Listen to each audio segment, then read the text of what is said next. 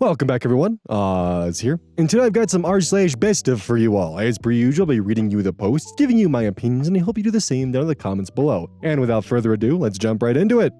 This post was collected by Direct Caterpillar 77, and their tagline is, of course, Satan is not a pogo stick.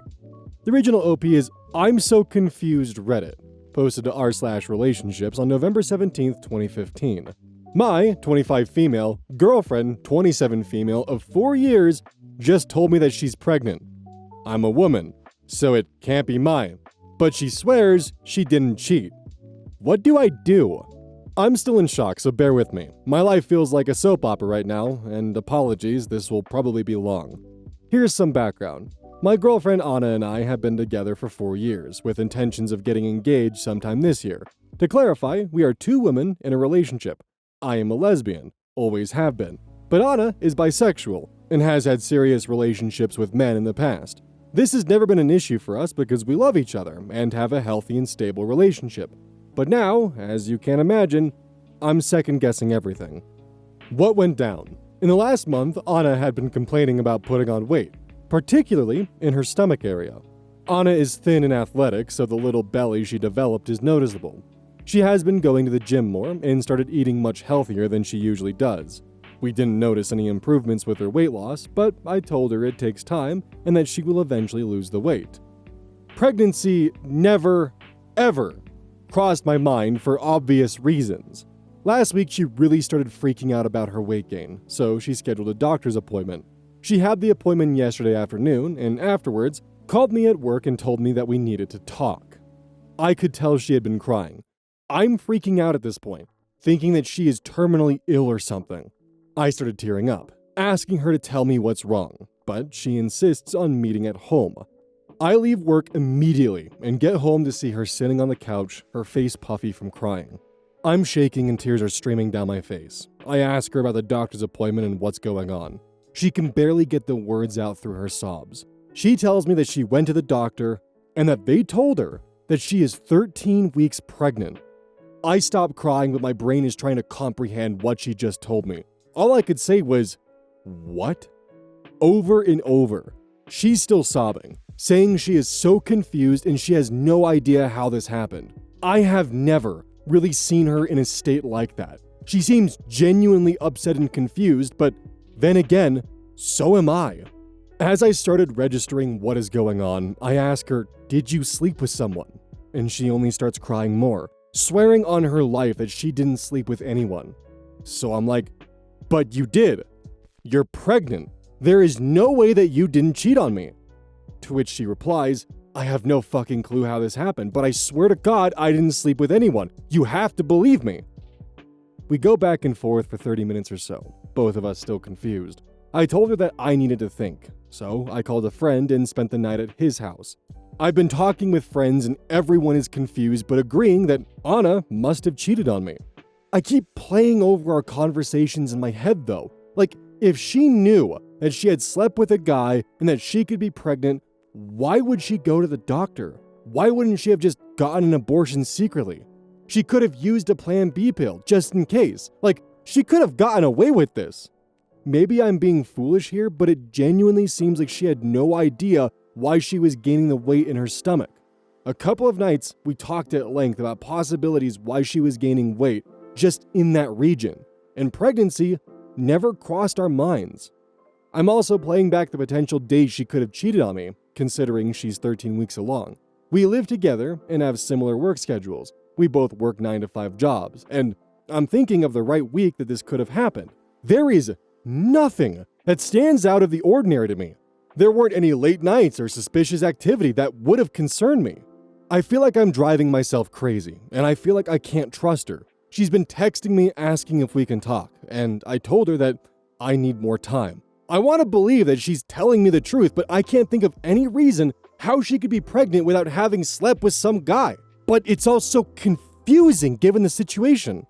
So, Reddit, what are your thoughts? Does my girlfriend have a case of lesbian immaculate conception? Or am I being a fool for doubting that she cheated on me? How do I handle this situation? And how do I talk to her? Everything feels very confusing right now. Thanks in advance for reading. Too long didn't read, my girlfriend just told me that she's pregnant, but We're two women in a relationship. She's devastated and swears she didn't cheat on me. Where do I go from here? Relevant comments. Deleted user. I think you know the right answer here. You don't just magically get pregnant. Yeah, she could have hid it and secretly got an abortion, but she, in all likelihood, didn't think anything of it until it was too late. Maybe they used a condom and it broke, or he pulled out or something and she was convinced it couldn't be pregnancy, or just didn't want to believe it. Denial is extremely powerful. Some people will deny till the day they die, but she's in a relationship with you, a woman, and she's pregnant. This isn't one you can deny. Logic says she may as well come clean, but good luck with that. 99.9% chance she cheated. The only other explanation is she was drugged and or something. But that's a big leap into the let's find a way to rationalize the shit out of this zone. Good luck with this. My money is on she was unfaithful, as it's the obvious fucking answer. OP responds, maybe the answer that she cheated is obvious here, but it's also difficult to explain to a bunch of strangers just how upset she was when she told me. I can't expect internet strangers to know the intimacies of our relationship, but I would not be posting here if I didn't think there was a slight chance that she was actually telling me the truth. Update, November 20th, 2015. So, a lot has happened since the original post. Thank you to everyone that responded with helpful comments. It seems like most people came to 3 possible conclusions with Anna's pregnancy. She cheated on me and got pregnant. She was the victim of a drugging scenario and doesn't remember anything. The doctor is wrong. After spending the night at my friend's house and ignoring Anna's calls and texts, I decided to see her the next day to talk. We made a plan to meet at our house after work. I wasn't sure what to expect from our conversation. I thought I might get a confession of her cheating on me or something along those lines. So, we met at home. She asked me how I was doing, and I told her that I was still pretty confused and upset. She understood. Then I said, I have to know, did you sleep with someone, or cheat on me, or come near sperm in any way, shape, or form since we have been together? She swore up and down that she did not. Very sincerely. She said, I know that this is fucking crazy and literally unbelievable, but I swear to God, I didn't cheat on you. I am just as confused as you are. I still wasn't entirely convinced, so I asked her about the doctor's visit specifically. She did not get an ultrasound. They only took a urine sample. I guess she told them her symptoms, they took a urine sample, concluded she was pregnant, and sent her on her way. I asked why they gave her a specific gestation period, and she didn't know. I'm not entirely sure why they did either. Of course, I was like, did you tell the doctor that it's impossible that you're pregnant? That you've been with a woman for the last 4 years? And the doctor gave her grief for it. Essentially implied that she must have slept with a man because she's pregnant, and that's why she was experiencing her symptoms. I'm not sure if this is a common occurrence for a doctor, but she said he seemed completely unfazed by her claims of not having slept with a man.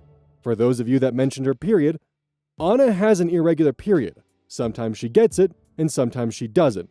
So there was no cause for alarm when she didn't get her period for 3 months because A, she can't get pregnant, and B, more sex for us. I guess the doctor saw the signs of a positive pregnancy test and lack of period, and pregnancy was the most reasonable option. After hearing about that, I said that she should schedule another doctor's appointment with a different doctor as soon as possible. She told me that she had, and had the appointment the next day. Yesterday, we decided it was best that I go with her to the appointment. The first order of business with the new doctor was the ultrasound. I sat with Anna as they put the gel on her stomach, and I was honestly sweating bullets. I kept thinking to myself, what if she's actually pregnant? I thought I was going to pass out, but Anna seemed calm. They confirmed that Anna is not pregnant. But she had a mass on her ovary that was a cause for concern. It was one of the most emotionally confusing moments of my life. Anna and I looked at each other, not sure if we should celebrate the not pregnancy or cry or what. Anna still has more appointments, but the new doctor gave her the diagnosis of stage 1 ovarian cancer. This explains the positive pregnancy test and the bloated stomach. This also explains why she wasn't able to lose the weight in her stomach. The doctor also mentioned that the irregular periods should have been a sign of concern for Anna, as women with irregular periods can be more at risk for ovarian cancer. I'm devastated and hopeful.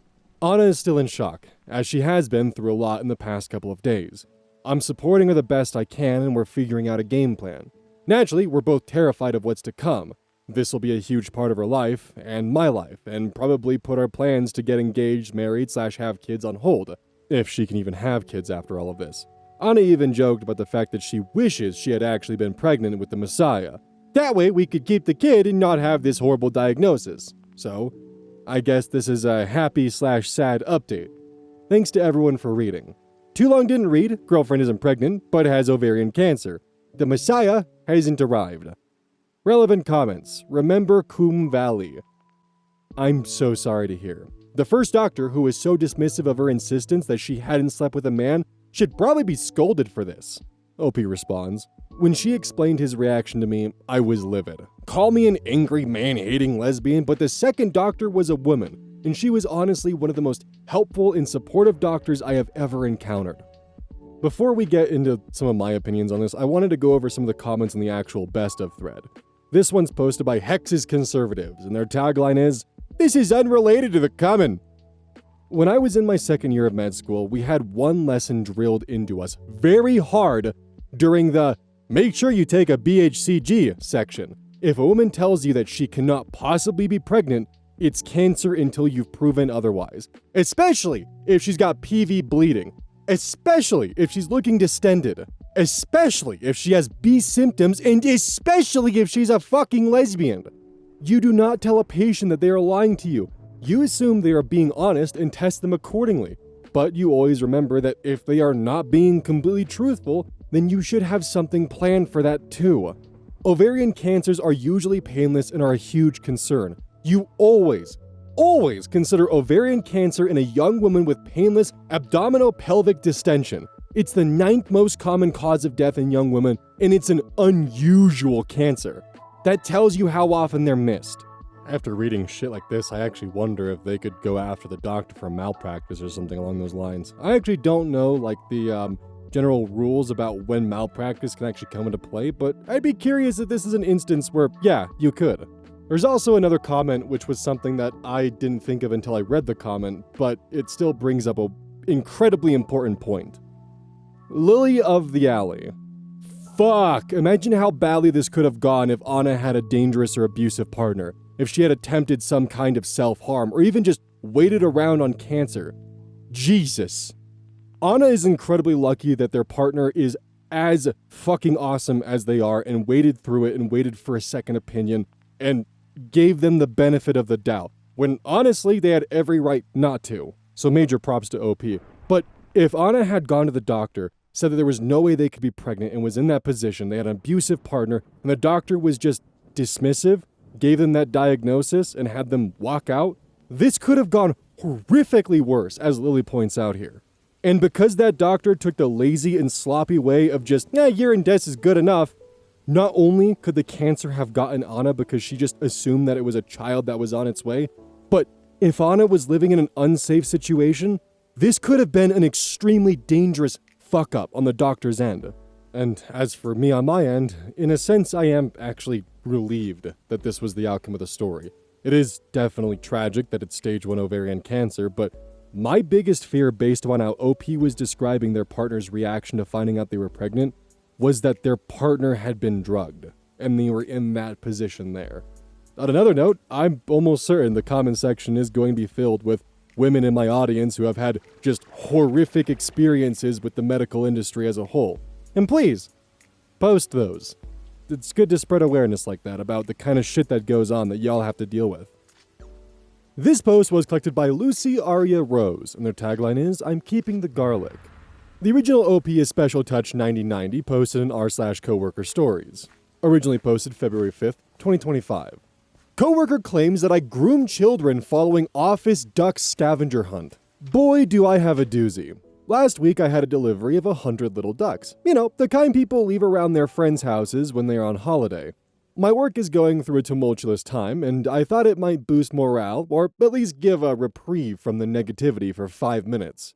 So I dotted these ducks around for people to find, and it went down a treat, with people even re-hiding the ducks for other coworkers the next day. People were laughing and talking about it for a couple days. Even the directors found a couple. They were a bit bemused, but left us to it. One of the directors made a comment that without his glasses, he assumed they were sweets that had been left out. He was glad he took a closer look before trying some. My problem colleague overheard this and then made the comment that I was grooming both children and men with the ducks. Office fun equals me being a child groomer. Reported to HR, but I think I'm ready to move on to a different company now. Later that afternoon. Update. Had a meeting with my manager this afternoon and will be raising a formal grievance against the problem coworker. Some of OP's comments. Commenter. I'm desperately trying to figure out what dots they thought they were connecting to make that conclusion. There's gotta be more than they've convinced is related to this. Ducks equal grooming? The confusion is strong. Obi responds. After everyone went silent following her comment, she was trying to explain that it was like I was luring children with sweets, but with ducks. Even though her office is 18 plus. Not entirely sure how she jumped to that, but as said, she's the problem colleague. She's not happy unless she's insulted someone. OP later adds. Later that afternoon, after I had brought it up to my manager, she tried saying it was the kind of joke she would make with her husband on the sofa. Had to say that I'm not her husband. I'm not even her friend. I am her work colleague in a professional setting. How often do they joke about that sort of stuff for it to feel so normal for her? Commenter. Put an obscenely large number of ducks on just that person's desk. OP responds, I didn't hide all 100. Still have a few left. Might have to do that next time in the office. Commenter. Sounds like the problem coworker is trying to start a situation to get rid of you. So be careful. OP responds, thanks. I reported her for other things in the past, for comments like, you're so fat you should be dead, etc. So I have a trail with HR already.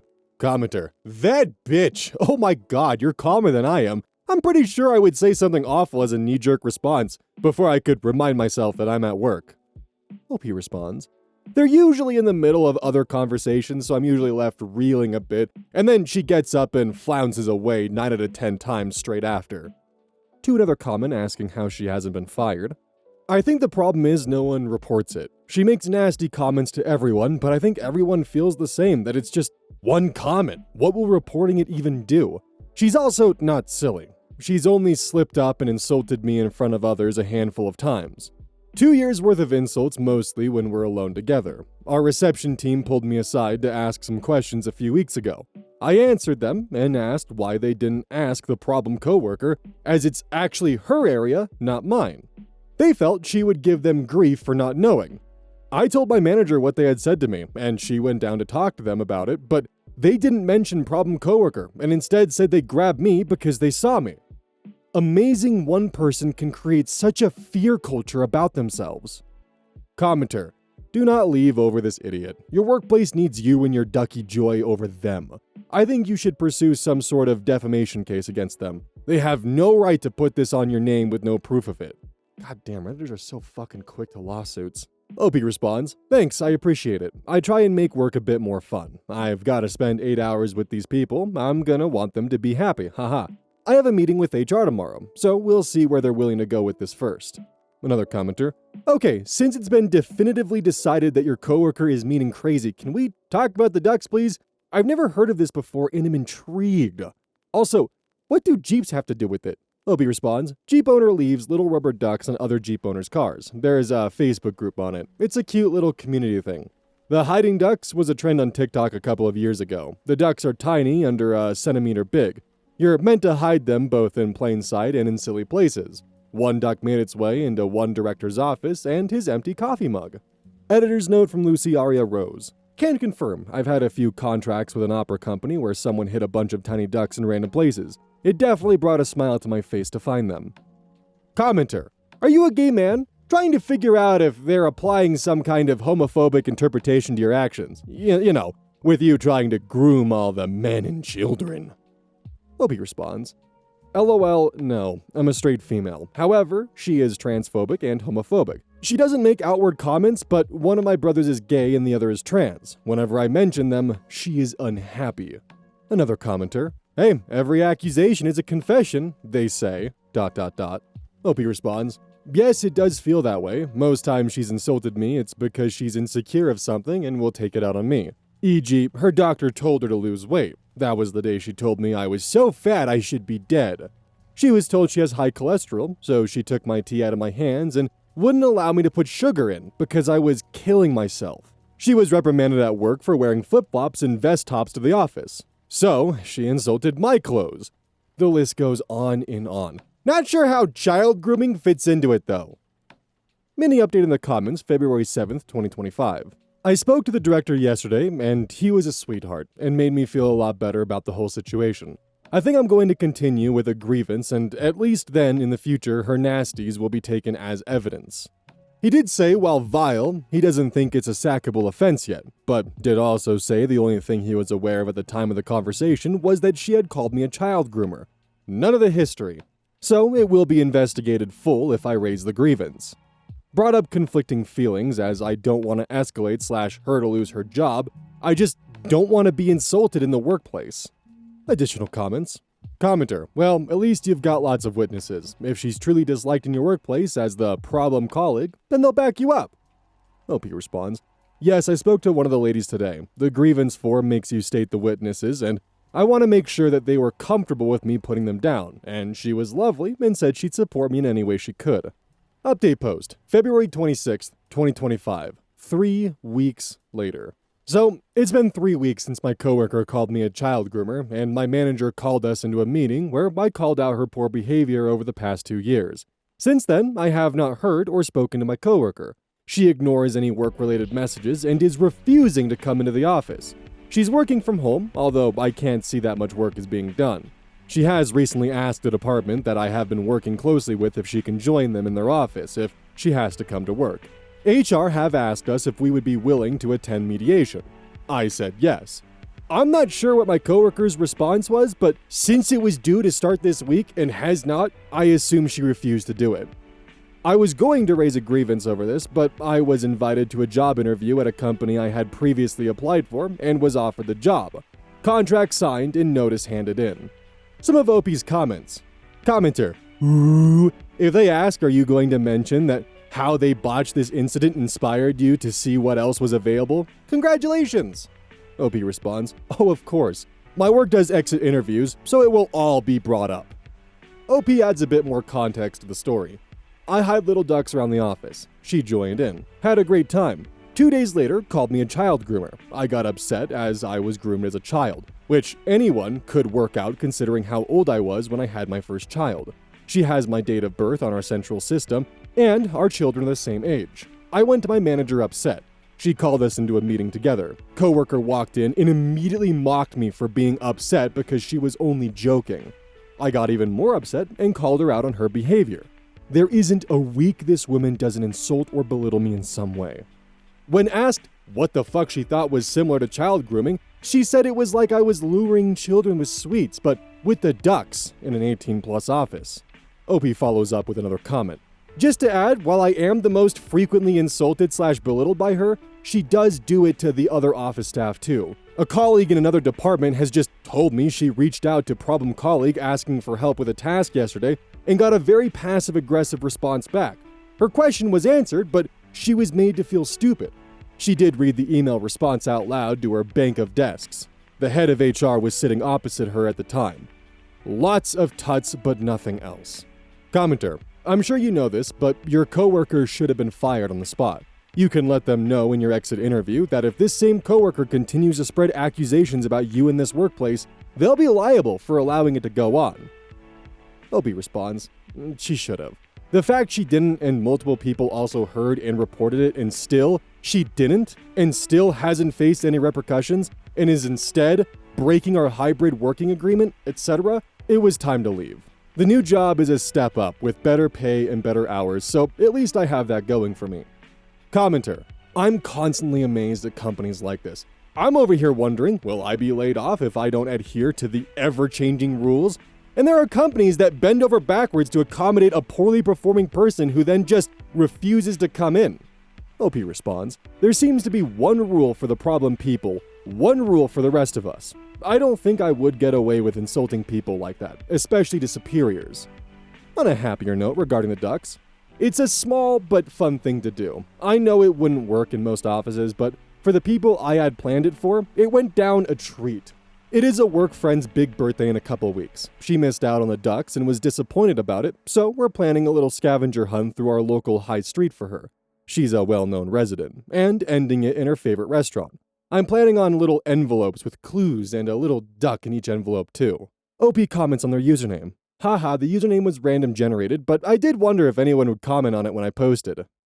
Just as a reminder, OP's username is Special Touch 9090. Bit unfortunate, all things considered. New update, posted May 1st, 2025, over 2 months later. It's been 3 months since my coworker accused me of grooming children because I made up an office scavenger hunt.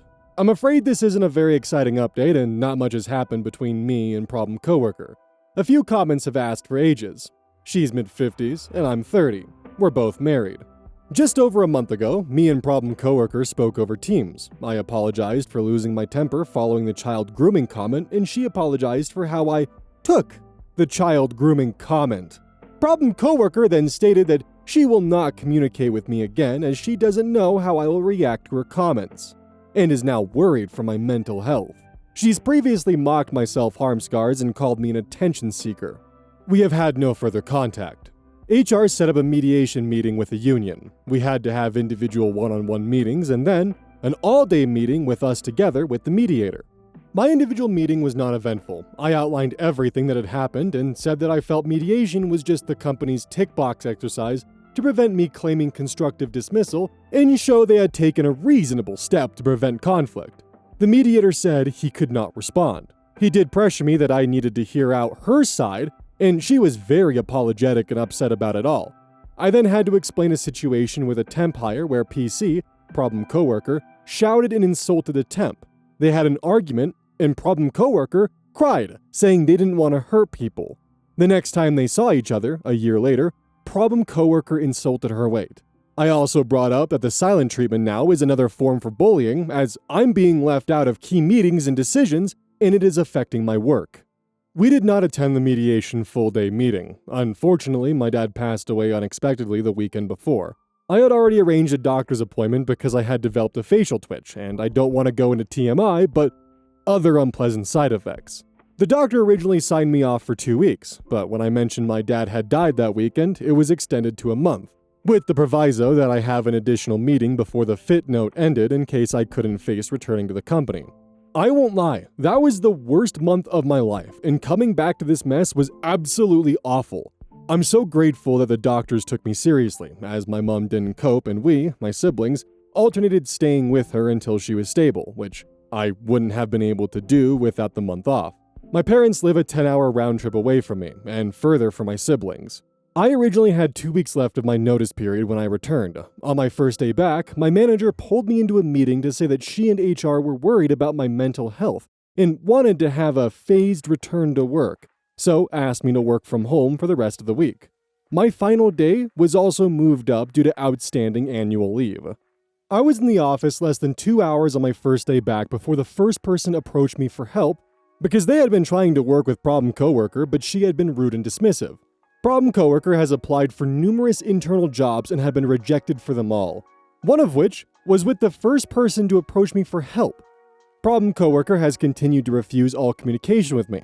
I could see that she had a meeting with one of the directors, but aside from that, I'm not sure what else happened following the child groomer comments. I was very spoiled by office friends and they made a fuss with a lovely lunch out on my final day and some thoughtful gifts. After lunch, I had my exit interview, where I was asked why I left. Would I consider coming back? How do I rate the company? It was not a fun meeting, and I was very critical of HR in the company. I did state that had problem coworker been handled properly from the start, I wouldn't have considered leaving the company. I'm a week free of that company and my facial twitch has already stopped. There might be further sightings of problem coworker as I work part-time for a sister company. They've not managed to find a replacement for me, so I will continue in the role until a replacement is found, but there will not be a need for us to communicate. OP's comments. Commenter, I'm sorry for the loss of your father. Problem coworker seems also to have mental health issues. I'm not excusing their behavior. There is no excuse for bullying. OP, I know you've gone over this a million times in your head and with others. Do you see how she dropped a bomb in front of others, was it? then pitifully offers, "I'm sorry you took that for a bomb." But if others heard it, the word was out. She's the nut, and I'm so glad you've extricated from the place. Take good care. Opie responds, "Yes, I do think she has something mental health issues. She at the least is bitterly unhappy with how her life has turned out. Yes, that is what happened. A lot of incidents I've mentioned in previous posts have been one-on-one, but the later ones were said and done in front of colleagues. I had 2 colleagues reach out and also provide a statement to HR following the grooming comments." Commenter: "May a problem coworker step on all the Legos. And hopefully you'll never have to see her again. I hope the new job is excellent too." OP's final response: "Bless you, thank you. I'm really excited to have this chapter of my life behind me." I can't even fucking imagine being in mediation with a coworker who accused you of being a child groomer, you apologizing for the way that you acted and your emotional reaction, and them apologizing for the way that you took the comment.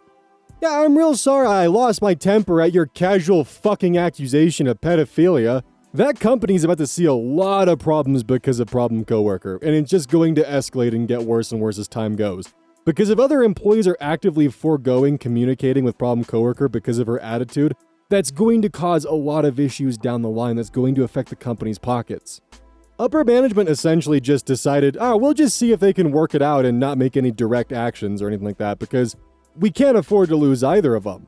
Well, you lost one of them. The one that actually seems to give a shit about their job and the coworkers they work with. And chances are, you're probably going to lose more people because of problematic coworkers' actions. But hey, at least you guys can stand firm on your principles of checks notes, not taking action when a coworker accuses another of being a pedophile.